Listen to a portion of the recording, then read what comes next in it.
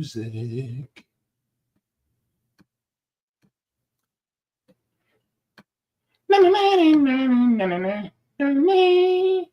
I know my parents love me. Stand behind me, come with me. I know now that I'm ready. But I heard them say it's a different world. Ooh, than where you come from. Yes, it is now. Yeah.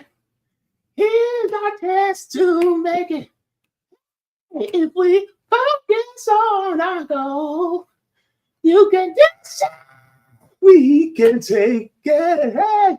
Just remember that you can too. Anyway, welcome everybody to the Sabby and Jaybe show. I'm one of your hosts, James Fauntleroy. Good to see all of you here today. Sabs, what's up, sis? You're muted.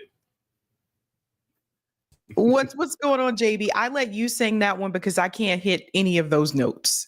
Neither can I. We probably won't even have any people watching tonight because I sang. But, No, yeah, so, you got the vocals. No, not over here. None, not yet. I got a lot to work on. I ain't Luther. But yeah, it's just to let you guys know, we are every single Thursday at 5 p.m. Eastern. If you can find me also, oh, excuse me, that creeped up on me. You guys can also find me on my channel as well. And Sabby, you can also find Sabby on her channel starting tonight at 8 p.m. Eastern if you guys have not already. So we'll get into the details about what she will be talking about a little bit later in the show. But if you guys have not already, go ahead and give a like to the stream. This helps us out very much to be able to reach more people and inform and inspire it and help activate. So thank you very much for that. Also, if you guys would like to join our mailing list, you can join our mailing list at revolutionaryblackout.substack.com. And also, if you guys like to email us any stories or any encouraging words, you guys can email us at revolutionaryblackout@outlook.com as well. So with that being said, we're going to say hello to a few people in the chat and we'll get started with our story. And by the way, if you guys have not already, go ahead and take the poll. We'll go over the poll towards the end of the stream. But who do we have first? All right, coming in hot, we have Kat saying, my student loans were discharged last month. Oh my gosh. Okay. Excited for you. Yeah, excited for you, Kat. Skin of your teeth. Ooh. Man, congratulations. All right. Jera says, please cover the Beth Harms scandal in France. I haven't heard about that. Have you heard about that, Subs? No. Okay. I don't know anything about that, but we can always look into it. Beth, let's see. Betharam. I'm sorry, I mispronounced it, but Betharam scandal in France. That sounds interesting. Thank you very much for that. We have Ross coming in saying, what catastrophe? Don't pay. Look, we're going to get into this, but as the government says, you have no choice. You're going to pay one way or another. Yeah. See, and I'm not to pick on you, Ross, but it's messages like this that make it very dangerous for people. Because ultimately, they're going to get their money some kind of way. And that's the way the system is set up. It is set up so it forces you into these situations. Unfortunately. Yeah. But you can say don't pay all you want. But yeah, Uncle Sam's going to come for his, no matter who's in office. So they're going to make sure they get their money. Mm-hmm. I would amend that, Ross. Just to let you know. CBC voter coming in and saying happy Thursday at Jaybe and Sabby Sabs. Was that a bumblebee? Yeah, that's a bumblebee. We love the bees here. The bees are cool. The mosquitoes, not so much. Mosquitoes, they can get out the way. All right. Vicky coming in saying, between me and my kids, we owe about $60,000 and no hope for ever being able to repay them. Oh my gosh. Ooh, that's brutal. That's a lot of money. Oh my gosh. And I got to read this one too. It says it's stopping so many from qualifying for a mortgage because student loans make the income to debt ratio too high. Mm-mm-mm. Actually, I'm going to star that, and we're going to come back to that one. Mm-hmm. We got to come back to that, Sabs. Bat Wolf says mine are discharged for disability. I, don't like the fact that you're disabled, but I do want to congratulate you on getting yours discharged. So thank you very much for that. We have Kevin coming in saying, are they going to jail us? That's a good question. Yeah. I don't know. It kind of feels like we already are if you have a student loan. I'm just saying. We have Wet Cameranic says, are we under Thatcherism? Thatcherism, Reaganism is pretty much all the same, isn't it? For the most part. Yeah. Who was it to say? Michael Parenti said Margaret Thatcher is just Ronald Reagan in drag. So.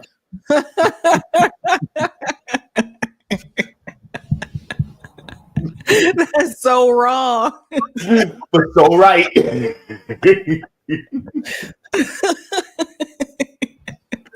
John says, just because we can afford it doesn't mean that money wouldn't help our family in a big way. Happy to hear about your procedure, JB. Love you both. Thank you. Thank you very much. Appreciate it. All right. And then we have Jimmy coming in saying, hi, y'all. Good to see you, Jimmy. You were all in that chat when I was on the new party podcast. Oh, yeah. Ooh, you on fire. If you guys have not watched, I was on the New Party podcast on Tuesday, and we actually had a discussion about are the Democrats going towards communism? And I had to, I wish I had a little bit more time to talk, but due to how many people were on the panel, I wasn't able to fit that much in. But I let them know, like, no, the Democratic Party is not going towards socialism or communism at all. No. Yeah, I saw that conversation. That was interesting. It was very interesting. All right. Yeah. Sunlight coming in saying, good evening, JB and Sabby. Let me see. That Wilson, are they going to send the mafia to collect?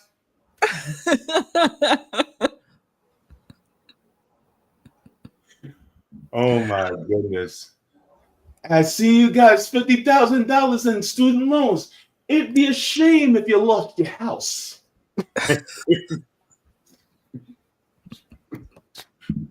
Kate Max says, hey, Sabby, hey, JB, hey, chat. Ahmad says, crisis student loan almost hit the whole world, so not only in USA. Ooh. Yeah, Violin is saying can't pay, won't pay. Hashtag debt strike, hashtag debt jubilee. I don't think you're going to have a choice in that matter, to be honest with you, Violin, as we get into the story. Roger Meadow says, guess it's time to Guess it's time to run those buys to raise the minimum wage to surpass the cost of living, pegged to inflation, office subsidies, and small businesses and startup co-ops, 85% to 100% of labor cost. Good point. Yeah. Jax says Tel Aviv University have received significant funding from the United States, including $615 million in grants in 2023. What the hell? Yeah, they do receive money from the U.S. government. Like they don't pay for college in Israel. I knew that, but every time I learn more and more about what Israel gets, I realize how screwed we are. Mm-hmm. It's like we're that kid that's locked in the basement where the parents just throw some water and some bread downstairs without even looking us in the eye. Meanwhile, our sibling that they adopted named Israel is living the lap of luxury on the upper floors. It's crazy. My God. Anyway, we'll do one more. We have Dana Fairbanks coming in saying, I lost my home in 2008 after refinancing my student loans into a second subprime mortgage. What? It's many people in that situation. Whoa. This is heavy, man. All right. Okay. I'm gonna come back to that too, because we gotta talk. All right, so we're gonna go on into our show today. What are we talking about today? Well, we've been talking about it throughout this time so far. So we have student loan catastrophe. What is this catastrophe that we speak of? Why is there college graduates there and then Donald Trump? It is going to be a time. That's all I can say. Let's get into this right now. Sabs, I'm going to tell you a quick little story about me. When I was in high school, wow, well over 20 years ago. Goodness, I'm old. Anyway, when I was in high school, I chose to not go to college because I saw them garnish my mother's tax return for her student loans. And my mom, her student loans were only $1,500. Wow. Because she went to college back in I want to say the late 60s. She went to college. So for her, it was $1,500, right? So it was just one income tax return payment, and they just garnished the entire thing, right? And so I saw how she dealt with that, right? Because we really needed that money. And so I saw so many people talk about student loan debt. And so I decided I was going to go to a magnet high school, took culinary arts as an elective, and went into the culinary industry instead without having any student loan debt. Now, that's my story, right? And that's the whole reason why I don't have student loan debt. But people like yourself who went to undergrad, many people who have went to college, many people who are in our chat, many people who may be viewing, on the rewatch, have went to college, and they did incur student loan debt. And if you can, I want to humanize this really quick. What does it feel like when you have this huge amount of student loan debt that you're staring at, and there's no way that you can get out of it? Like, how does that feel? It's honestly, it's a heavy burden, and it holds a lot of people back, and it's held me back. And I think that it's very frustrating. I think people have to understand, at least I know when I was in college, there were certain promises that were made, right? So I think people have to understand that at that point in time, there were promises that were made. In order to be successful, you have to go to college. This is all like going back to high school. If you want to make a decent salary, you're going to have to go to college, right? So a lot of us were taught that, and I'm a millennial, Jaybe's a millennial too. A lot of us were taught that. It also depends on where you were living too, like where you lived at that point in time. Like we were in Fayetteville, we call it Fayette-Nam, North Carolina. There weren't many opportunities. There still isn't, but at that time, there definitely weren't many opportunities other than to go to college, because it just, otherwise you were going to work retail or you were going to wait tables. And even in Fayetteville at that time, there weren't like a lot of restaurants. So people have to understand, like, it has changed over the years, but at that time it wasn't. I mean, Fayetteville is a mixture of military families, old Fayetteville money, and then you had like, the trailer park and all that kind of stuff. So it's a mixture of things. But because a lot of the people that live there do come from military families, for a long time, I feel like the city just did not really develop, right? Because it's like, these people are only going to be here for a certain number of years. Why do we need to invest in this city? So that was a big part of the problem. But I remember people that were promised, if they went into a certain profession, that their student loans would be paid off. Some people I know that went into teaching profession, they were told if you teach in a needs district, a district that is not performing well, and they need teachers, then your student loans will be paid off if you taught there for a certain number of years, right? And that worked for some people, but for some people it did not. That's what I'm saying. Like I have a friend right now who was supposed to have her student loans forgiven for the public service job. So if you have a job in public service, you could fill out this form, which was basically like the public service student loan forgiveness. And you had to teach in public service for a certain number of years, et cetera, and that would be forgiven.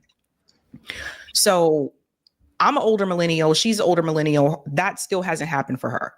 Her loans still have not been forgiven. And she's like been freaking out because she's like, she doesn't know what's going to happen now under the Trump administration. So I think people do need to understand that. And depending on when you took those student loans out and the job market at that time, like what had once looked promising at that point in time, by the time some of us graduated from undergrad, those fields weren't hiring. They weren't. And then you dive into the '08 housing crisis, where that also was a big loss for the economy, but also for people graduating from college. The job market was very difficult for them at that point in time. You had people in entry level, what were those entry level positions. Yeah. And they were supposed to move on, but they held on to those jobs because of the '08 housing crisis. They were afraid that they weren't going to have more work. So you had people in quote unquote entry level positions that weren't entry level anymore. And instead of moving on to something else, they held on to those positions because they didn't know if they were going to be able to even get another job and they had to pay their bills. So the kids who were graduating from college at that time that were supposed to get those entry level jobs didn't get them. Then all of a sudden it went from entry level job 0 to 1 year of experience to 3 to 5 years experience or a bachelor's degree, sometimes plus a bachelor's degree. So that was their way of weeding out the applicants, right? People who were applying for those jobs. And these weren't high paying jobs. Like these were just entry level positions that they were going to train you for anyway. So for those of us that have student loan debt, it is, I got to tell you, for one, I think I know maybe one person who didn't have student loan debt, maybe one. So a lot of people have it and are still paying on it or could not pay on it. And then I want to fast forward to the pandemic, because then that's another thing where all of a sudden people were at a pause. And this is why I really worry about the younger generation, because you had the '08 housing crisis, then you dive forward to the pandemic, where businesses closed, people lost their jobs. And so there was supposed to be a pause on these student loan payments, which actually was implemented by Donald Trump under his first administration. Everyone keeps giving, saying Biden did this. No. And I remember this, it started under Donald Trump during the pandemic. And when Biden won, he continued it. March of 2020, that's when the student loan pause started. Right, because a lot of people weren't working because the businesses were closed, et cetera. So the person who implemented this is now the one who's attacking it and criticizing it, and the one that's coming after you. So people have to get the facts straight. It wasn't Biden who implemented that. It was Trump who implemented that. Biden did reduce some of the costs. So remember that, like he was the one that said, okay, let's try to eliminate some of that student loan debt. So it was $10,000 for, regular federal student loans, $20,000 deduction for those who had a Pell Grant, right? So Pell Grant is needs-based. And we argued at that point in time that it was very crucial that Joe Biden eliminate all of it. Yeah. Which he could have done. Nancy Pelosi sat there and told you the president can't eliminate student loan debt. That was a lie. I told you back then it was a lie, right? And then Biden moves forward to do what he did. But I want to bring this point up because this is important. If Joe Biden would have eliminated all student loan debt, we wouldn't be in this situation right now. Right. It was the Higher Education Act that he could have implemented in order to cancel the student loan debt, because student loan debt is held by the Department of Education. And so he would be, that being an executive branch department, then he could have directed the Secretary of Education to implement the Higher Education Act in order to cancel all student loan debt. And I want to add this as well, because some people may not know this. Student loan debt is the one loan that you cannot file for bankruptcy for. Mm-hmm. You can't, legally you can't. And that was implemented also by Joe Biden. Mm-hmm. So for people who have defaulted, and defaulted means they passed the window of payment, and so you get a letter, the government will tell you you defaulted on your student loans. People who have defaulted on their student loans, they can't file for bankruptcy because they can't pay those loans. So you're kind of stuck, and then it sits on your credit. So then you can't pursue many other things. Yeah, makes it hard to get a car, makes it hard to get a house. A lot of employers also look at your credit score in order to judge whether you be able to get a job.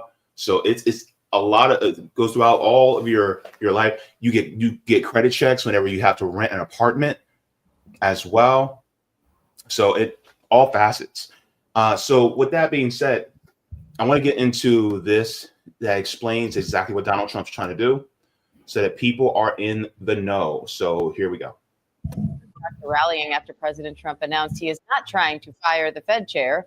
Millions of student loan borrowers were also about to face collections for the first time in 5 years. Starting May 5th, the Education Department is resuming debt collection on loans that went into default before the pandemic, even as it lays off staff from the agency that helps manage those loans. Collections had been paused due to the pandemic. Officials say resuming them protects taxpayers, but critics warn the move could push more families into financial trouble. Let's bring in ABC's Alex Perchet and business reporter Alexis Christoforous to unpack this a little bit more. So Alexis, let's just start with the basics. What do affected borrowers need to know? You're talking about 5 million people here, Diane, who have defaulted on their student loans, meaning they have not made a payment in at least 270 days. That's about 9 months. We have another 4 million borrowers on the brink of being in default. And remember, this is the first time the government is coming for these payments since March of 2020. So for some people, they've never had to make a payment on their student loans without consequence. And that's the big difference. So if they do not make a payment, there are going to be serious consequences. Borrowers should look out for something in the mail. In the next 2 weeks, the government is going to be reaching out to these folks to let them know they are in default, to urge them to take action to get out of default and to make good on those loans before they have to take other action. Alex, last month, President Trump said he wanted the Small Business Administration to handle student loans, but this new guidance is coming from the Department of Education. So where are these payments going and how are they being managed given the mass layoffs at the department? Well, Diane, I mean, I think that's part of the overall confusion here. So obviously the winding down of the Department of Education, using federal student aid through the Small Business Administration. But then we talk about like even wage garnishments and some of the things that were announced earlier this week. And that's something that's usually handled by the IRS. And so a lot of borrowers are saying that they're confused as to, where these payments are actually going. I think the bottom line is that if you have federal student loans, your servicer, which for many people that's AidVantage, some people that's Mohela, that is going to continue as is. But if you have any questions, advocates tell us that you can always go to studentaid.gov, and that will tell you who is servicing your loans to make sure that those payments are on time. Now, Alexis, the Department of Education also says they will restart administrative wage garnishment, meaning they can just go into your income and pull it out of your paycheck before you even get that paycheck. So how is that part of this going to work? So it is part of it. There are other things the government can do, and they would lay this out to you in a letter at least 30 days before it were to happen. So it's not just going to magically happen on May 5th if you've defaulted on your loan that now part of your salary will go to the government. You'll be given ample time to know that's happening, which is why they want you to take action to prevent it from happening. But the government has the right to take 15% of your after-tax income to pay off your loan. They can also take 100% of your tax refund. They can take 15% of Social Security benefits. So there are real consequences here, which is why you can't ignore these notices, and you need to make every possible effort to pay down the loan. So just to reiterate, right? A lot of people are saying, well, just don't pay it. Don't pay it. You have no choice. Right. I don't think, I do want to explain to people the wage garnishment. This isn't a new thing. There are people who had their wages garnished prior to the pandemic for defaulting on student loans. So it's not new, but the difference is that after the pandemic, there was a pause on that. They froze that because they said economically, like, people lost jobs. We got to get the economy back up and going. So we're going to put a pause on that so that they can't do that. So it's not new. I remember my first job out of undergrad. I remember there was a phone call from the student loan collectors, and they were calling to get said info on employee, I can't say who, so that they could garnish their wages. Now, I couldn't give that information because I wasn't their supervisor. So I had to pass that on. But the thing is, they will find you. This is literally like the movie Taken. They will find you. I'm not kidding. You can't run from the federal government when it comes to student loans. They're going to try to make sure that they get their money back. And to give you an idea, that 15%, that is true. The most that they can take is 15%. If you make $2,500 a month, 15% is $375. That's how much they can garnish, just to give you an idea. So it depends on how much you make. You'd have to do that math yourself to figure that out. But I would say if you're making, and people are, $2,500 a month in this country today, you can't afford to lose $375. No. And we'll get into the nuts and bolts of that in a little bit, because there is an actual tax attorney, financial attorney that actually explains it, and I'll show that a little bit in a little bit, the more nuanced details. But yeah, you're absolutely correct. Yeah. So let's continue on with this, and then we'll finish this up. Alex, how much money does the government stand to recoup by sending these debts to collection? Well, I mean, Diane, this is a huge portfolio. We're talking about a huge pot of money. Some $1.6 trillion in student loans are a part of that overall portfolio. And when you talk about 2 out of 5 Americans being or currently not making repayments, I mean, that is a huge chunk of that pie. And this is something that the White House has said, times run up on these COVID pauses, and they need to get some of that money back. Alexis, former Undersecretary James Kavall told ABC News that defaults can be devastating. In some cases, they can hurt your credit score. They can impact future student aid. Some states will even revoke your driver's license. So how can people avoid that? Yeah, and it can stay on your credit score, by the way, your credit report for 7 years if you wind up really defaulting on these loans and not doing anything about it. So there are some things you can do proactively. You do want to go to, Alex mentioned a moment ago, going to studentaid.gov. That's going to have a lot of resources for you, and tap into the government's default resolution group. There you can enroll in an income-driven repayment plan, which means that your repayments are going to be tied to how much money you make. So that amount might be different for different people. Yeah. You can also sign up for what's called loan rehabilitation. And that means you are agreeing to pay on time for 9 consecutive months to get yourself out of debt. And borrowers can also consolidate their loan debt into a new direct consolidated loan. What you want to do, though, is show the government you're making every effort to make these payments. All right. Business reporter Alexis Christoforous, ABC's. I'm sorry. I have to say this. Student loans do not leave your credit report until they're done. Like I'm not kidding when I say you cannot file for bankruptcy for a student loan debt. You can't. Like, that's the one thing that will follow you around until it's paid off, right? My advice to everybody, if you're not on the income driven payment, because that's what I'm on. I think a lot of people are on that nowadays. If you're not on that, yeah, you definitely need to sign up for that sooner rather than later, because we don't know if the Trump administration is going to change that. Remember, the income-based repayment thing that was started under the Obama administration. So we don't know if Trump's going to say, oh, we're going to get, you know what I mean? If they want to change that or not. So if you're not signed up for that, make sure you go ahead and take care of that. That being said, again, even with that, they can take 15%. So unless you're not working, but most people need to work. Yep, absolutely. And that's where they get you. Because you gotta eat, you gotta have a roof over your head, you gotta have utilities, you gotta have transportation, you need all these things to survive. But then at the same time, that's where they get you. And notice how they said in some states they can confiscate your driver's license. Like, this is really serious. Like, this is a big deal. I think some people are just trying to brush this off. No, this is a big deal. And I can explain a little bit later how this is going to lead us into an economic collapse.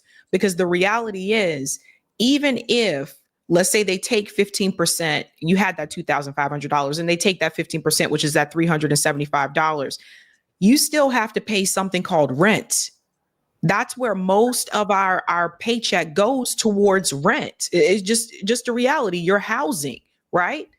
Yeah. So we're potentially looking at people that could be evicted because the landlords don't care. A landlord doesn't care that this rule has been, reinstated and now your paycheck is going to be less. They don't care because they have someone to pay too. Mm-hmm. You see what I mean? So I think that this is going to be a big problem. Like I just economically, I said it the other day, we're heading for an economic collapse. Yeah. And it was already going downhill with the tariffs, with the corporate price gouging, aka inflation. And now add this on top of it. I just did a story on Tuesday on my channel, and the clip premiered today, how more and more Americans are actually bringing their lunch from home now because they can't afford to go to eat at the restaurants. But now those restaurants, especially those small businesses, are actually going to start suffering because now they don't have that lunch rush anymore. Yes, this happened. They're going to lay off the people who work there. Yeah, this happened also during the pandemic, right? What were a lot of the businesses that closed? I know particularly here in Massachusetts, a lot of those businesses that went under were restaurants because they were, if you're not getting customers, you're not making any money. So you have to close. When money gets tight, one of the first things that people forego is going out to eat. Mm-hmm. And let me tell you, if you are a small business coffee shop, you're also going to be one of the first to go. So all those workers that usually come to your coffee shop before they head to the office, they're bringing their own coffee. They're buying the Folgers at the grocery store. And they're going to make it at home. Or they're going to take their own coffee and bring it to the office. And offices, a lot of them, they already have coffee makers. So they're going to make their own coffee at home or make it at the office in the break room. Also, people that have more than, I would say, 15, 20-minute commute may look for other jobs. Because if you live in a place where, I'm in Boston, we have public transportation, but most places don't. And I lived in South Carolina. We didn't have public transportation like that. You have to have a car, particularly down south, you need a car. It just is what it is. So that's gas money. Yep. I mean, people are going to try to save money as much as they can. Like, if that means trying to get a job where you work from home so you don't have to pay as much for gas and you can save money on that commute. That's an option for some people. There's plenty of remote jobs online right now. Plenty. Or trying to find a job that's closer to home just so you don't have to pay more for gas. I mean, people are going to look for ways to make cuts as they can. Yep. And as they make those cuts, that means it's going to cut out corporations. It's going to be a lot. So I want to share this video. This gentleman talks about more the nuts and bolts about wage garnishment. Let's get into this. Withhold from your paycheck for defaulted federal student loans. This is part of my series on dealing with defaulted federal student loans, and today we're talking about administrative wage garnishment. Federal law allows the government to garnish a portion of your wages if you default on your federal student loan. They don't even have to file a lawsuit against you to do it. The process is called administrative wage garnishment, and I want to be clear, administrative wage garnishment is available only for defaulted student loans. If you're in forbearance, deferment, or repayment in current on your monthly payments, there is no administrative wage garnishment because you're not in default. Administrative wage garnishment allows the Department of Education to order an employer to withhold up to 15% of an employee's disposable income to pay delinquent federal student loans without obtaining a court order. That's W-2 income, not freelance income, not 1099 stuff, not self-employment. If you don't get a paycheck with taxes deducted, it's not a paycheck subject to garnishment, and it's only your paycheck. So if you're married, your spouse isn't going to have a wage garnishment for your defaulted federal student loan because your obligation is contractual, not marital. So 15% of disposable income, what does that mean? Disposable income is calculated by subtracting legally required deductions from your gross earnings. These deductions include federal, state, and local taxes, Social Security and Medicare deductions, and mandatory retirement or pension plan contributions, along with health insurance premiums. Voluntary deductions, such as contributions to your 401k plan, your flexible spending accounts, union dues, or charitable donations, are not subtracted when calculating disposable income. So, for example, a borrower earning $800 a week with $118 in taxes and $50 in health insurance premiums would have a disposable income of $632, even if they deduct $200 a week for their 401k. But we're not done. Federal law guarantees borrowers a minimum income that is exempt from garnishment, and that amount is equal to 30 times the federal minimum wage per week. As of now, the federal minimum wage remains at $7.25 an hour, resulting in a protected weekly amount of $217.50. No garnishment can occur if disposable income falls at or below that threshold. So in this case, the garnishment is going to be $94.80 a week, 15% of disposable income. But wait, there's more. Under the Consumer Credit Protection Act, total garnishments are capped at 25% of disposable income. So if there is another garnishment on your paycheck, your employer must adjust the administrative wage garnishment withholdings until the other ones are done. Got questions about your federal? So that's basically the nuts and bolts of the garnishments. And Where, go ahead. No, please go ahead. I was just going to say something about that 401k too. This is part of the reason why more younger people don't sign up for a 401k. I'm dead serious. I've seen it at every place that I've worked at. Younger people, especially those just graduating for college, are less likely to sign up for a 401k because it's more deduction coming out of your paycheck. And again, a lot of these people aren't making a living wage anyway, especially not like, right out of college. And having roommates, like sometimes 3-4 roommates.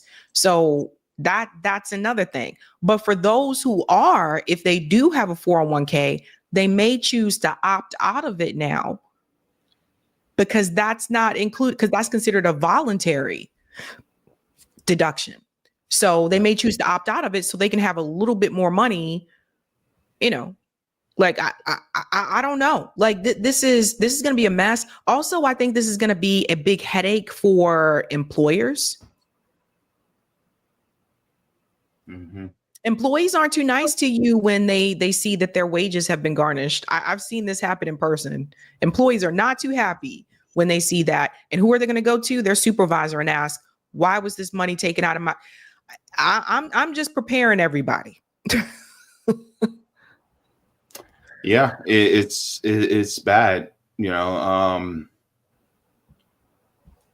And people look at me like I'm crazy when I say things like we need free higher education, because if we had, you know, at least tuition-free public college and universities, at least up to 4 years, imagine how many people this wouldn't be affecting. And people say, well, then everyone would attend. No, everyone wouldn't attend. We had free public colleges in this country before. The University of California, this many years ago, University of California used to be free. Mm-hmm. Used to be free. Mm-hmm. Yep. Until they saw a whole bunch of college kids that were protesting the wars.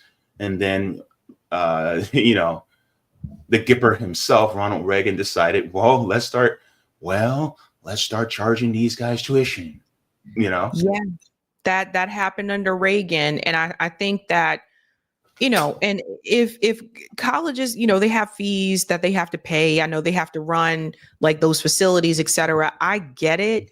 Mm-hmm. But the cost of college now is absolutely ridiculous. And I'm just talking about state schools. I'm not talking about the private universities, which have to fall within a certain threshold anyway. But the public universities, nobody should have to pay $30,000 a year to attend a public university. To me, it's absolutely insane. And then to go along with this, so the domino effect I was telling you about, now you have less money, whether you're paid once a month, every 2 weeks, however your pay go. Now you have less money that you're bringing home. The majority of your paycheck goes towards your housing unless your parents are paying for your apartment for you. So something's going to have to give. And this is what I'm saying, that some of these landlords might find themselves in a pickle, because if the tenants are late on the rent, that's also going to impact the landlord. Because like I said, they have people they have to pay too. And they collect the rent from you, they got to give it to somebody else. So the bank, et cetera, whoever owns the building, sometimes it's a bank that owns the building. So there's that. Then you're talking about the domino effect of not having the money for the rent, possibly being evicted, the landlords not being able to fill these buildings. So you could see empty, vacant buildings again, just like during the pandemic. That happened here, where some of those buildings became vacant because people left, because they were like, yo, I'm just gonna have to go somewhere else, man, because I can't work here. The employer I worked at is closed. We can't work from home. I can't afford to live here anymore. So now the landlord doesn't have any money. And then you could look at an increase of homelessness. Once again, remember, homeless doesn't mean you're living on the street necessarily. Homeless can also mean you're sleeping on someone's couch. That's still homeless. So when you see an increase in homelessness and you see that increase in economic despair, that also means you're going to see an increase in crime. Now, Donald Trump and them, they're trying to do all this to get this money from working class people. I would say the majority of these people are working class people. They're trying to do all this to get the money from them, but they're not trying to do anything to get money from billionaires. He doesn't want to put a heavier tax on millionaires, but they want to take more, keep pulling and squeezing the working class. Yeah. That's the big problem. And so, like I said before, Jaybe, this system is not sustainable. And you'll see an economic collapse. And I really think, I don't know, maybe this will be enough for people to say, that's it. It's time for a revolution. I don't know. But I really do feel like this is going to be a disaster. Yeah. Part of me feels like the cruelty is part of the goal, right? And so you got a lot of people who say, well, you're the ones who took out the loans. And the thing is, it's like, do I have to go over the definition of duress again? Because that's exactly what it is. Because a lot of people, they go into higher education in order to be able to make more money so that they can actually have a better quality of life, right?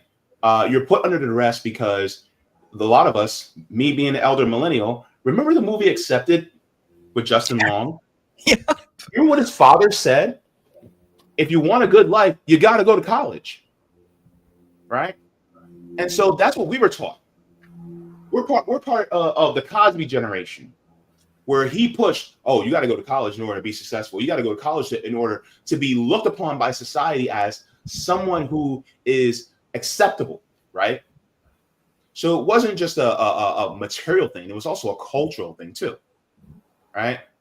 With that being said,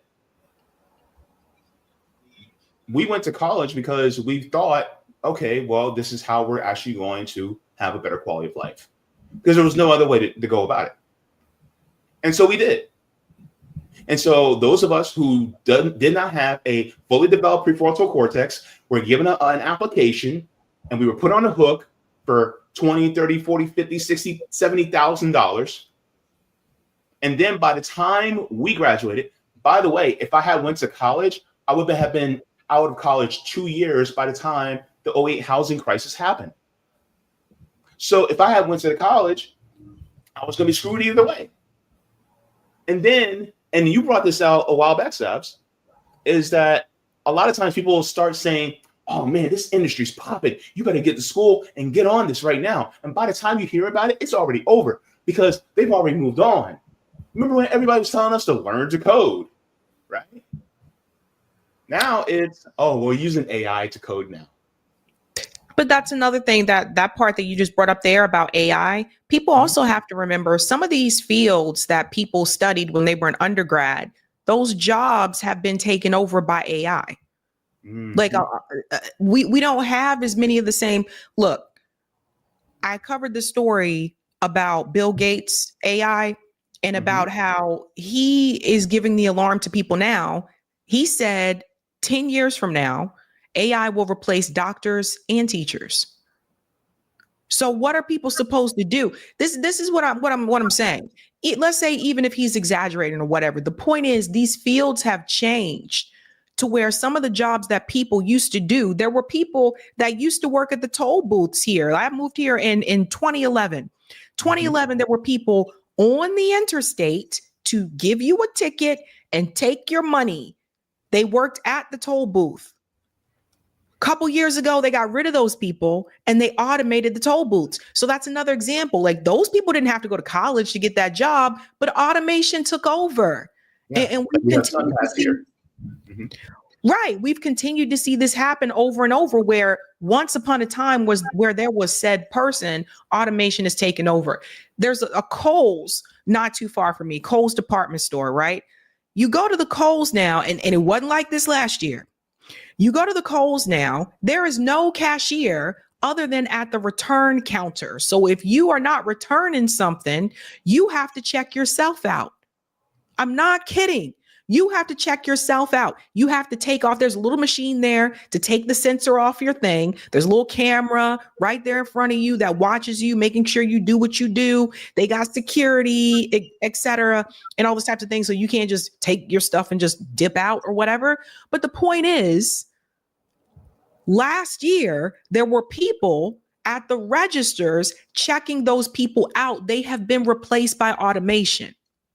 The average middle-aged woman in this country works retail. And you've sat up there and you've watched all these stores close because of online shopping, right? Like online shopping has become the big thing. I sat up there and watched them close an entire store, or entire floor, the third floor of the Cambridge Side Galleria, which was a three-story mall. They closed it off and made those offices. All those people lost their jobs. Those were all retail stores, right? So I'm like, how you got a mall and half of the mall is like now just office space or whatever, right? So there's that. So now it's not even just, well, don't go to college, just go work at a restaurant or go work retail or whatever. Mm-hmm. That's not guaranteed either. And also, those people don't make much. Most of those women that were working those retail jobs have a significant other that's making much more money. That's why they're able to have those jobs. It's absolutely insane the way that things have become. You want to talk about the restaurant? When I was in Canada, I saw this years ago, 2013 or 2015, 2013 in Canada. They had it before we had it. In Canada, they already had the self-checkout at the table. So if you went out to eat, you had a waitress, but you checked yourself out. The card was sitting at the table. This is what I'm saying.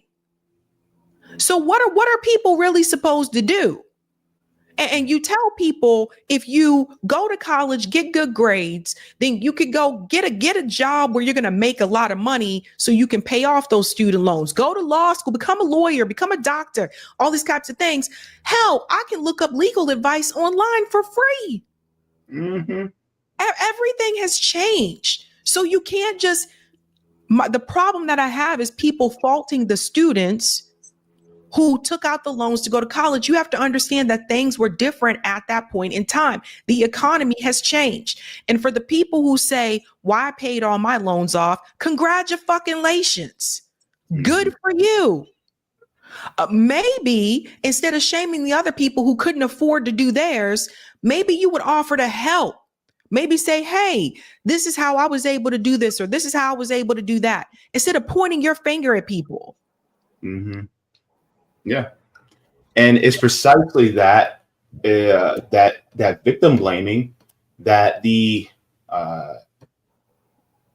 education secretary under Donald Trump, Linda McMahon, actually is prefacing this student loan payment on. So let's take a look at what this lady has to say. I know you like to get into the details, so let's talk about the plans, the structure, and the period of time to, one, get money back if you're a taxpayer, in the sense of no more payoffs, buyouts, or whatever that the Biden administration left in place. Well, thank you, David, and you and Lisa both for having me on this afternoon. Well, the plan is very simple. We have announced that beginning May 5th, you must start to repay your loan. And this is not to in any way try to cause hardships. There are several different payment plans that you can access. If you go to studentaid.gov, there are several plans there that can help you. We also are keeping hours open longer at the service centers and also having them open on the weekend to answer any questions. And there will also be AI help with Aiden, who can answer many questions for you relative to your loan. So she said AI help with your loans. What did I tell you? What did I tell you? What did I tell you? They don't even have people talking. You can't even talk to the student loan people anymore. Nope. They're using AI now.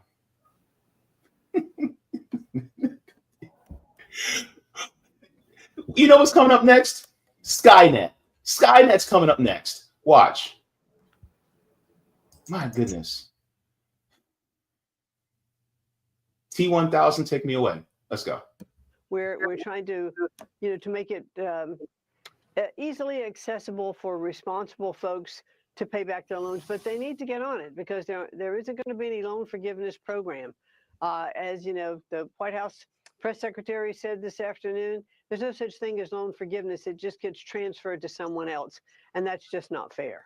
Yeah, it's robbing Peter to pay. So saying that gets transferred to someone else. Like the tax subsidies that go to big pharma, or the tax subsidies that go to the fossil fuel industry.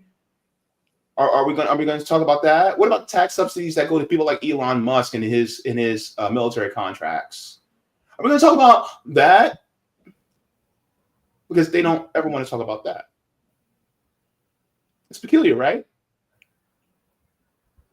I'm going to tell you, this woman let the cat out the bag. When I was still working at BU, this woman, I don't know if she still worked there now, but she worked for Sally Mae, and there was a project the students were working on with them, right?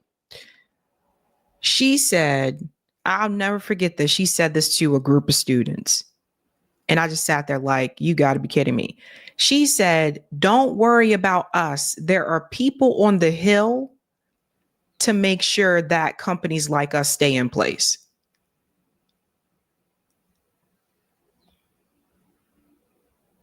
That's where it's coming from. Like the loans and the stuff. And I'm telling you, and I said this before, look, if you can go to college without taking out student loans, I say go for it.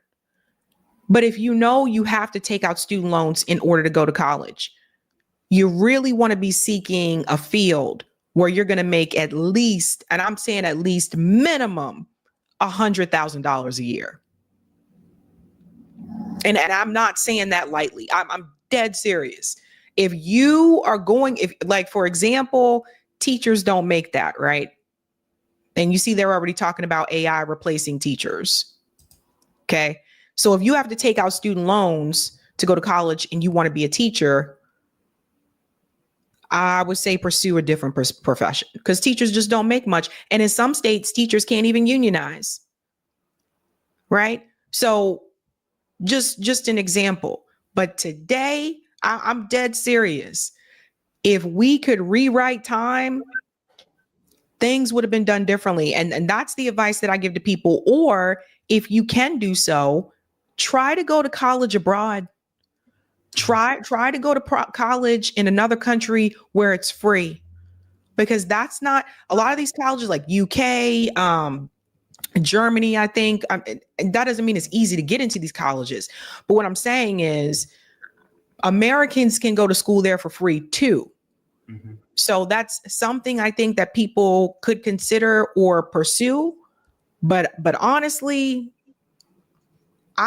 could the student loan companies, what they do is they charge so much interest. Mm-hmm. And the longer it sits, like, for example, we had that pause or whatever during the, pandemic on the payments. Don't forget the interest was still accumulating. Now, Biden said that they told him to cap it at a certain percent, but it still did increase. So this is what gets a lot of people in trouble, is the interest. Yeah. It's legalized loan sharking. Like, I don't know how else to put it, because a lot of times people go, because I want to push back against the people who say, well, I paid off my student loans, so you guys should have to pay off yours. And it's like, well, yeah, but I mean, a lot of people died of polio back then, but should we have to die of polio today? Like, that don't make no damn sense. I thought, maybe it's just me, but I thought that the goal of the older generation was to make it easier upon the younger generation so that we don't have to suffer as much. What? Isn't that how it's supposed to be? It's supposed to, but it's absolutely a mess. And that's why I say, and that's Vince McMahon's wife, by the way, who was on the video. This isn't even her area of expertise. No, this isn't even her wheelhouse. She don't even know what she's talking about. She couldn't even tell you what the other plans were. She said there's multiple plans that are available, but she couldn't tell you what they were. No. See, this is a whole nother conversation, but this is what gets me about, for instance, people heading departments under the executive branch who are not professionals in that area. Like, for instance, why in the world is RFK Jr. a lawyer heading Health and Human Services? Where in the world does that make sense? Shouldn't it be somebody, I don't know, maybe a medical doctor? Maybe, right? But you're a lawyer making decisions for a department that deals with health and human services? I really think that people should file a class action lawsuit. I really do. Like, I think the only way around some of this stuff is to sue, because 5 million people, that's a lot of people, guys. That is. That's a lot of people. again, you don't have a choice in the matter. They're going to garnish. They can just garnish your wages. Like, I mean, considering everything that's happened, you know, and not everybody has parents that they can go back home to live with. Not everybody can say, I'm just going to quit my job because they can't take money from me if I quit my job, you know what I mean? And go live with their parents and save up money. Not everybody has that. Mm-mm. And another thing, if you defaulted on your student loans, your credit's already fucked. Mm-hmm. Like, there's just no, I don't know.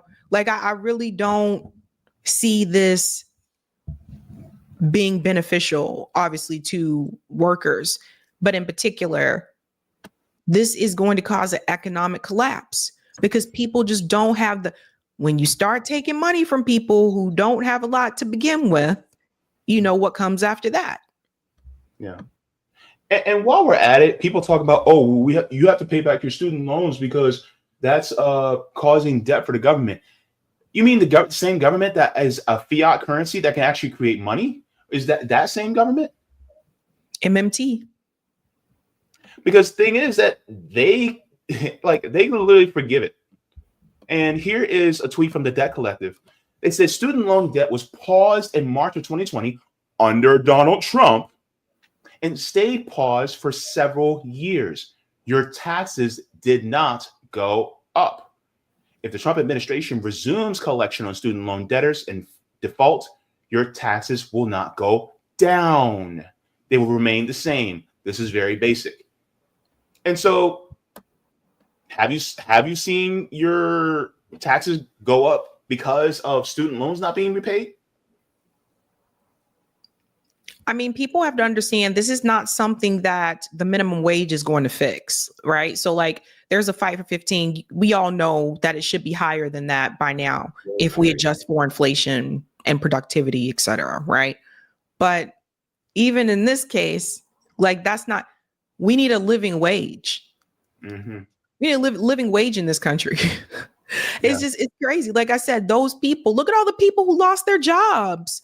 Yeah. Like during the pandemic, think about all the people who lost their jobs, people who lost their businesses, and don't even come in with they got the PPE loans, Some of the governors mishandled that money in such a way that by the time some people got it, it was already too late.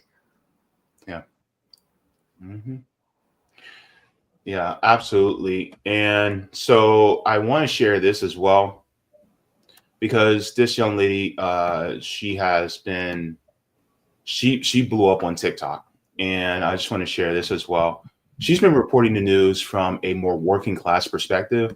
I just want to get into this.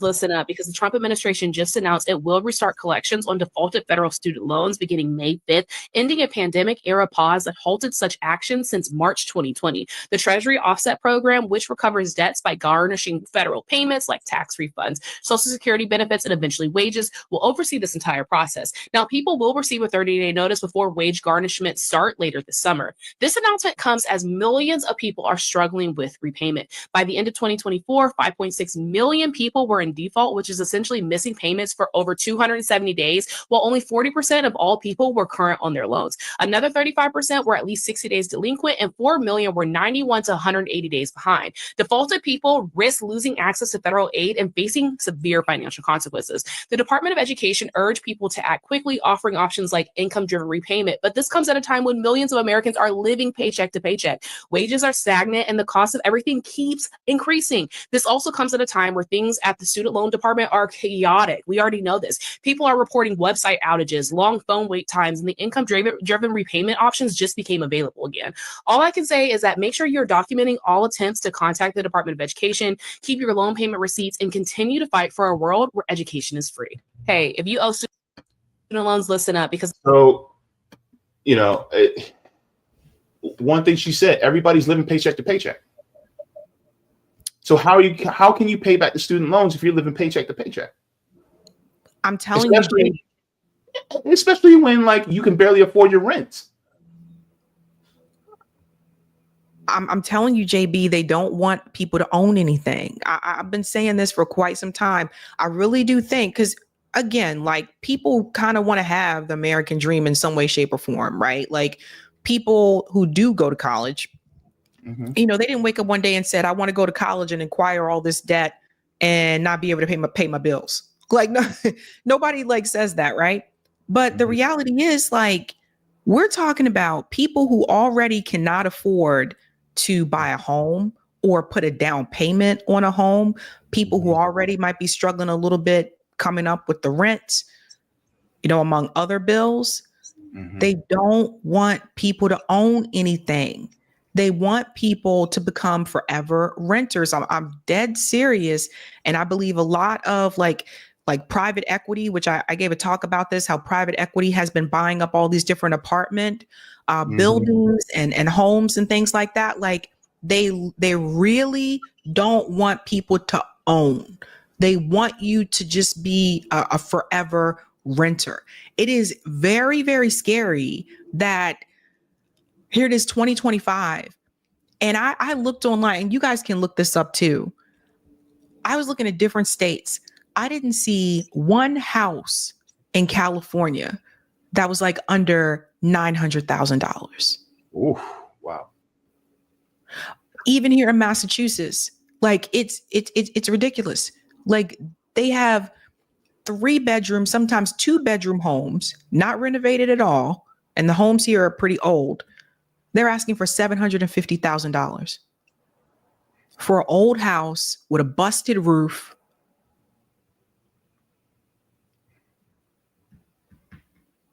That's why I feel bad. Like these kids, these people, these kids not going to have ownership in their future. And why is that important?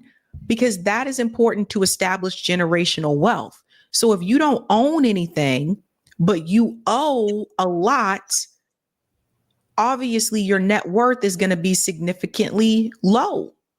And then you're not going to have any generational wealth to pass on to anybody, family member. Doesn't even mean if you have kids or not, you're just not going to have that to pass on. And I keep telling people, stop saying there's a housing shortage. There is no housing shortage. What you have are private equity firms that have bought these buildings and these homes, and they've renovated, like souped it up, jack up the price, and you can't afford the price. But there's plenty of housing, even in a dense city like Boston. Boston's very dense. Even in Boston, there's plenty of housing. A lot of people just can't afford it. Yeah. It's the same thing here in Orlando. We have just under 5,000 homeless people on the streets, unhoused people, but there's over 160,000 vacant units in Central Florida alone. Less than 5,000 people on the street, over 160,000 vacant units. So there is housing. They just don't want people to have it. Or their paywalling is so high that it's not going to be accessible to anybody for the most part. One of the things I was curious about was the average or the median or average student loan payment among Americans. And so I want to share this as well. This says how much are student loan payments for each month. So this goes into, here's a takeaway, says average monthly student loan payment is around $500, but it varies by loan type. Federal undergraduate loans have a 6.53% interest. Graduate and plus loans up to 9.08%. Loan payments depend on degree type, with medical students facing the highest amounts. Income-driven repayment plans base payments on income, potentially lowering them. So let's go to this chart. Federal undergraduate subsidized, unsubsidized student loans. It says the interest rate for undergraduate federal student loans is 6.53% per year. This rate applies to loans dispersed between January 1st of 2024 and June 30th of 2025.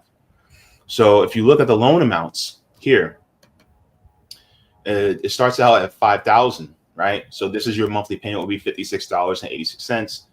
$10,000 will be over $113. $15,000 will be over $170. $20,000 student loan repayment will be $227. $25,000 $284. $30,000 student loan amount, the payment would be $341 a month. $35,000 would be $398, and then $40,000 would be $454. What is the average amount of student loans? Your best guess, Sabs, because you were in higher education. I can tell you it's definitely not $5,000. That's for sure. Yeah, definitely. Definitely not $5,000. I don't know. I don't think I know anyone that only owed $5,000 on student loans. They're probably Bernie Sanders' age. Maybe. But yeah, I was thinking probably most people are between 30 and 40,000. And so these monthly payment amounts, that's a lot of money. I've seen people pay $2,000 a month. What? Yeah, because it depends on the type of student loan that you have, right? It depends. Like, I'll tell you this much. Some people like Sally Mae, for example, also known as Navient, has been notorious for having really high interest rates. So I know a number of people that have been screwed over by Sally Mae. It all depends on who the lender is, etc. So yeah, you'd be surprised. You'd be surprised. Like, it just, I don't even know. I don't even know what to tell people. And then keep in mind, that's typically for like maybe undergrad, right? Think about the people who also went to grad school. Now, before people come at me, just remember that some professions require a master's degree. I have a friend who's a social worker. In order to become a social worker, she had to go to grad school.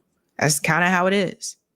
And then it used to be kind of back in the day, and I feel like I guess companies don't do this as much anymore. It used to be that you could get a job out of undergrad and your employer would offer you like tuition assistance or tuition reimbursement so that you could go to grad school. And that way that would be covered.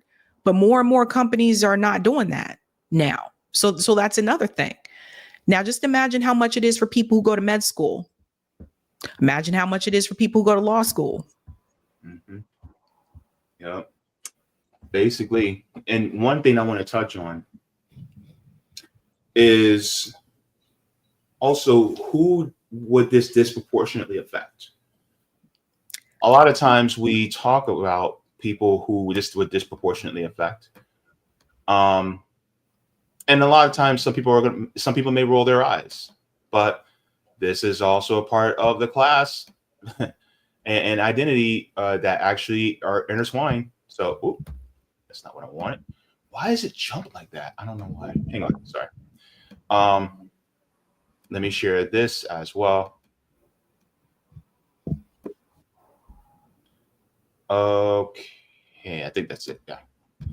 All right. So this says, and this is from the California Department of Financial Protection and Innovation. Student loan debt, a disproportionate burden on Black and Latino borrowers. Millions of Americans are affected by the burden of student loan debt. In the United States, student loan debt is nearly $2 trillion, and Californians carry approximately $150 billion of the debt. Student loan debt is now the second highest consumer market after mortgages. Rising college costs, predatory practices, and flawed student loan system have all contributed to the student loan crisis of today. For some borrowers, the impact is even greater. Black and Latino borrowers are disproportionately impacted by student loan debt due to racial wealth gap disparities. And most Black and Latino college students come from low-income backgrounds and can count only a fraction of the financial support. So it's over half, 56% of the students who attend public 2- and 4-year institutions in California come from families that earn under $40,000 annually. Subsequently, 90% of Black and 72% of Latino students take out student loans compared to 66% of white borrowers. Yep. This is what I was talking about when I said generational wealth. When you don't have generational wealth, you're more likely to acquire more debt. So a lot of that, like, again, like, and JB and I know this, like, you know, our parents didn't have it like that. So we are more likely to take out student loans. And this is just it, again, for the people who felt like Trump was going to do something for Black people. Excuse me. Have you seen Donald Trump do anything for Black people? He's taking things away. He's making things harder for you. Mm-hmm. Yeah. Donald Trump doesn't care about Black people. No. He's made that abundantly clear. Try to approach Donald Trump and ask him about reparations. He's gonna laugh you out of the room. And he even acknowledged that he won because of Black voters, because he did get an increased support. He acknowledged that he won because of Black voters and the Latino voters, right? Okay. But he ain't done nothing. So everybody pay attention. Yep. Exactly. Like, he's trying to remove like our history from museums. Like all this stuff. Like, when they laid off the federal employees, I told you that is primarily going to affect Black workers. A lot of Black families, particularly in the Maryland, DC, Virginia area, were able to create some type of generational wealth by having a federal government job. Yep. And I can tell you, culturally, from the Black community, if you get a government job and people find out you got a government job, oh yeah, you got a good job, you got benefits, and they pay you good, okay, you're set. That's, go anywhere within the United States, and Black people will say, oh yeah, government job is that's where it's at, and you have longevity there, right? Yep. And not anymore. It's not a guaranteed thing. And you get raises and increases and promotions just for being there.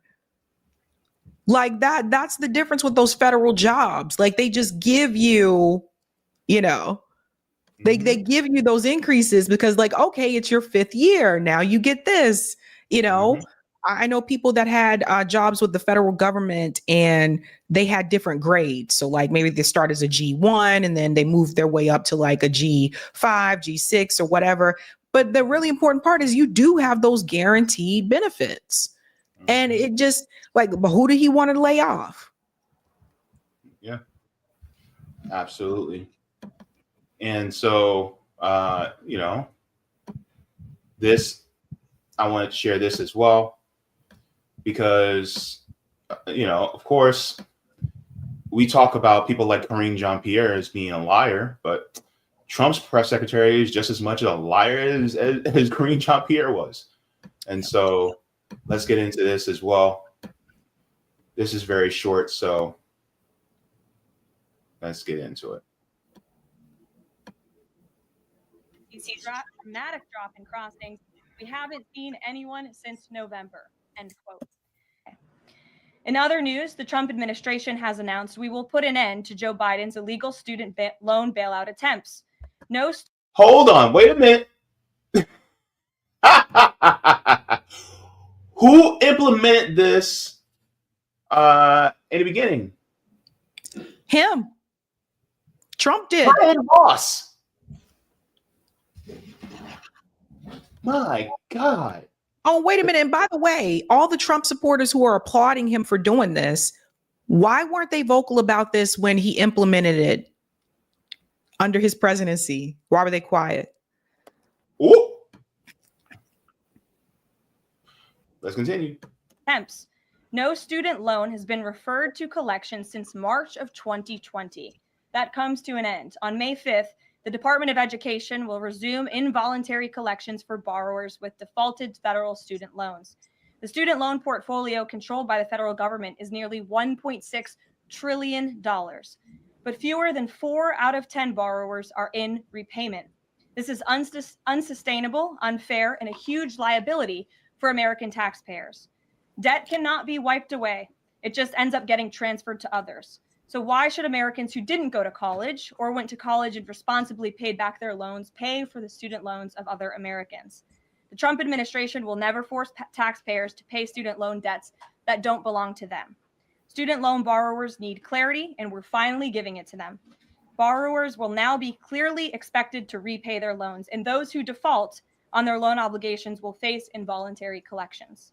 The government can and will collect defaulted federal student loan debt by withholding money from borrowers, tax refunds, federal pensions, and even their wages. And what is the administration's response to Harvard's lawsuit? So ultimately, it's kind of funny that they're saying, well, it's the $1.6 trillion in student loan debt that needs to be repaid. I suddenly recall that back in March of 2020, the United States government under Donald Trump decided to dump $4 trillion into the markets to prop up the markets because there was a crash going on. Where is that money? How was that money paid back to us? I mean, I'm sorry, but that speech of hers was so disingenuous. Like, and it is crazy to me how people are just falling for this. I'm like, are you guys really this stupid? Do you not remember this was implemented under Trump's first term? Biden didn't get into office until January of 2021. Right. So we're talking, what, 10 months before Biden ever went into office? Which means that it was Donald Trump that implemented. So, it's coming from inside the house. Well, we said before when we were talking about this, I want to say not last year, but 2023. Mm-hmm. One of the things we were talking about is that Biden continued a lot of things that Trump started, even some of his tax cuts, his tax for the wealthy. Biden continued some of those things. Mm-hmm. Yep, absolutely. So, as far as this goes, I sincerely do think this is going to lead into a catastrophic economic disaster because 5 million people who defaulted on their loans, if their wages are garnished, that's 5 million people that are going to have less money for their rent, less money for their utilities, less money for food, less money to take care of their kids. And guess what? Homelessness is going to jump even higher. And it's going to be all on the shoulders of, really, it's going to be all on the shoulders of Donald Trump because he's the one that implemented it. And then now he's the one that's trying to take it away. Yep. I said it before and I'll say it again. Between October of this year and January of next year, which is between the 9th and 12th month of Donald Trump's second term, the first year, about 30%, about a third of Trump voters are going to hate Donald Trump's guts. They're going to despise him. Watch. His approval rating has tanked. It's pretty bad now. Pretty bad now. And mainly because of the economy. Mm-hmm. Yep. It's the economy, stupid. That's what you call it. Yep. So with that being said, go ahead and give a like to the stream. Thank you very much. We're going to jump into the comments in the chat, and then we'll be heading on out. Oh, boy. I'm so glad I don't have student loan debt payments, but even still, I feel for all the people who do. I do. I still do. It's so annoying. Oh, gosh. Yeah. And by the way, a lot of people who have student loan debt payments, a lot of them are also elderly. Yep. They still have student loan debt. Okay, so going to check on the Rockfin side first. We're going on Rockfin, and let's go into the YouTube comments. I'm going to start off with the super chats really quick, and then we'll move on to the rest. So thank you to James Starks coming in with the super sticker. Thank you so very much for that. We have Powell says the stories about needing a high educations were also fed to me. So I got a PhD in chemistry. I clean and prep meals for a motel for 2 years. Wow. This is why I say education should be free. Chris C says some info. Navient, student loan administrating giant like Nelnet, is projected to beat their earnings per Zacks Investment Research. Love, Sabby, and Jaybe. Wow, some interesting information. Andre, good to see you, Andre. They have a channel as well on YouTube as well. Go ahead and give Andre a follow. Andre says, Sabby and Jaybe are the GOAT. Oh, you're so sweet. Thank you. Appreciate Andre's based, man. Andre's pretty based. Cool. Yeah. And then also Sam as I am says, what folks really don't get is with sufficient AI and robotics, they not only won't need workers, they won't need consumers either. It will eliminate jobs you can't imagine. Guess what that means? Oh boy. Yeah. Mm-hmm. And then Quintessential says, find 100,000 people to picket student loan company HQ. They're just going to send the police after them. And then the police are going to arrest them. And then they're going to have to bail out. And that's going to be more money. That's going to be, taken away from their wages and things like that. You know, this is why we talk about doing mutual aid and building dual power, because, you know, you can picket all you want, but they're still going to do what they're going to do. You literally have to make systems to circumvent the capitalist system. That's the only way to do it. Yeah. And then you see, going back to this, Vicky said, it is stopping many from qualifying for mortgage because their student loans make the income to debt ratio high. This is also going to stop people from being able to rent because they also do credit checks. Yep. Trust me, I know. So that Including also some jobs. Including some jobs. Like when I graduated, the first job that I got out of college, they did a credit check. Like some professions, like if you're applying for an accountant, like if you're applying to be a CPA, certified public accountant, they usually do a background check. If you're applying to even probably be a teller at a bank, I think they also do background checks, like not background checks, but credit checks. Yep. So even some jobs will check your credit. Yep, absolutely. And then Dana Fairbanks had said, I lost my home in 2008 after refinancing my student loans into a second subprime mortgage. The subprime mortgage crisis was just nasty work, the way they just screwed over people. And then let me see. Cat T says they told us millennials we had to go to college so they could scam us with student loans and continue the wealth transfer. That's also absolutely true. And then Roger says, Sabrina, no one should be paying for tolls anyway. Our taxes already paid for. But that's another story. You're going to see a lot of people taking cash jobs. There you go. People can be like, let me get paid under the table. I don't blame them. And then Zoya is in the chat, says they think it's their money, but it isn't. The government can forgive all student loans and it will not impact workers. Absolutely. Thank you so much for that, Zoya. With that being said, Sabs, what do you have going on tonight? Oh, we have Reggie for Boston is coming on at the beginning. And then we just have news stories after that. So, yep. Cool beans. Cool beans, Jelly Bean.